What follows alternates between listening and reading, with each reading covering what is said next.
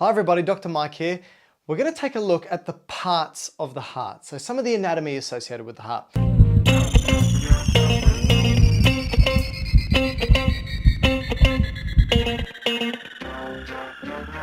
Now the first thing I want to look at is the layers of the heart. So if we were to take a quick snapshot, looking through the various layers of the heart, there's three major layers you need to be aware of. Let's start from the inside and go out. The most internal layer of the heart we term the endo, which means inside, cardium, referring to heart. This layer is lining the hollow chambers of the heart and is actually continuous with all the valves of the heart, which we'll talk about shortly. The next layer, which is the thickest layer of the heart, is actually called the myocardium, and myo as a prefix actually means muscle. So this is that cardiac muscle. This is what contracts in order for the heart to generate that force to pump the blood out. And then the last layer, the most external layer, is what we call the pericardium, and it's actually a pericardial sac which covers or encases the entire heart. And there's actually two layers of the pericardium. The layer that's closest to the heart is called the visceral pericardium, because visceral means organ. And the layers further away is the serous pericardium, okay? All right, what the pericardium does is it produces a fluid called a serous fluid, and it simply lubricates the heart because as a muscle, it contracts and moves. And when it does this, it generates force and friction, and we want to minimize this friction because it can cause injury. And that's what the pericardial sac does. Next thing I want to look at are the various chambers of the heart. So here is a more complex drawing of the heart, but we can really simply just draw up the type of heart you'd see in a cartoon, for example, right? And what you can do is you can just break it up like this, and now we've got four chambers. Two up the top. Now the two up the top are called atria. That's plural, and atrium is singular, so just one. And the two down the bottom are called ventricles. And obviously you've got left atria, left ventricle, right atria, right ventricle. We're always referring to the patient. So I'm standing like this. So this is left, this is right. Always remember that. That's really important. So obviously this is going to be left, right, left, right. Okay, that's the first thing. Two atria at the top, two ventricles down the bottom. Next thing is that blood always enters atria, always. So you're going to have blood. Let's start here. You're going to have blood entering the right atrium.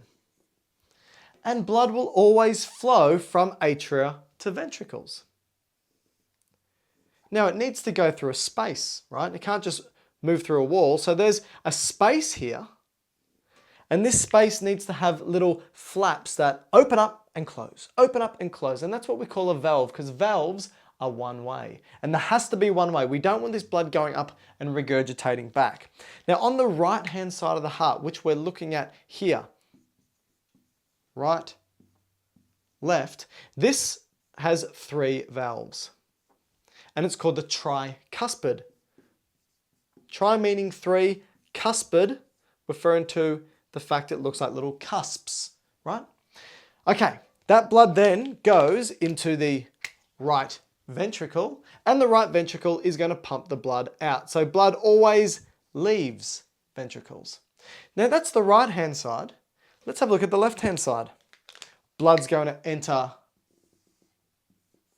the left atrium. Once it's in, it's going to pass through some valves. But on the left hand side, there's only two valves. And so we call it the bicuspid. Tricuspid on this side, bicuspid on the other side. It's also known as the mitral valve. So we can write bicuspid, and we can also do mitral. Then the blood flows into the left ventricle, and the left ventricle is going to eject that blood. Now you can also see I've drawn these in different colors because the right hand side of the heart deals with blood that has less oxygen, and the left hand side of the heart deals with blood that has more oxygen. And the way you can think about it is like this. Blood that's entering the heart that has little oxygen or less oxygen must be coming back from the tissues of the body, right? Because it's just delivered that oxygen. So this is coming from the body. And what does it want? It wants oxygen. So we need to deliver that blood to something. So it goes back to the heart so it can generate more force. And then that heart contracts, and where's it going to get that oxygen from? It's going to get it from the lungs. Now, once that blood's gone to the lungs and picked up that oxygen, it needs to go back to the heart. So this side is now dealing with blood that has more oxygen, oxygenated blood, and it's coming back from the lungs, going into the left atria through the bicuspid valve, into the left ventricle, and out. And where's it going to go? To the body.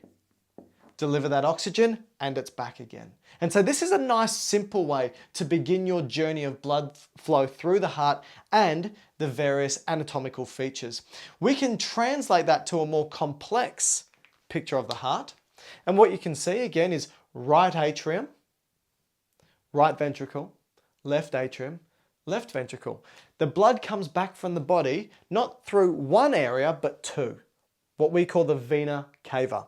And you're going to have an inferior vena cava and a superior vena cava.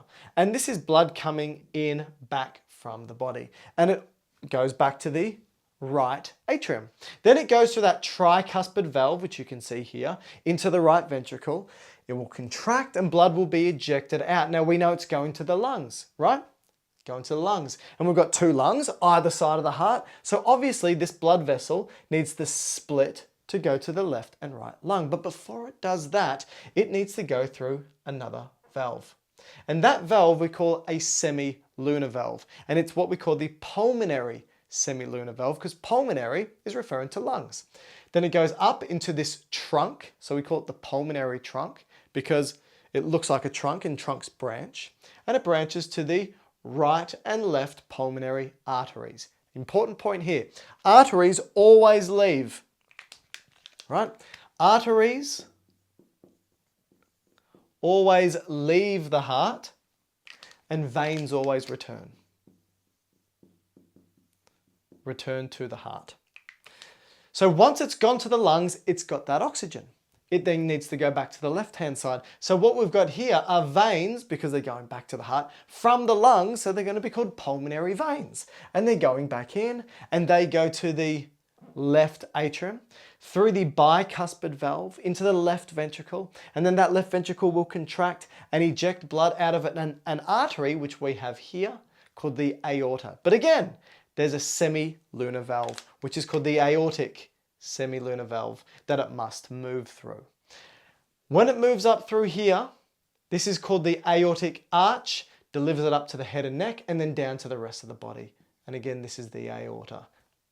So this is a very quick run through of the important parts of the cardiac system.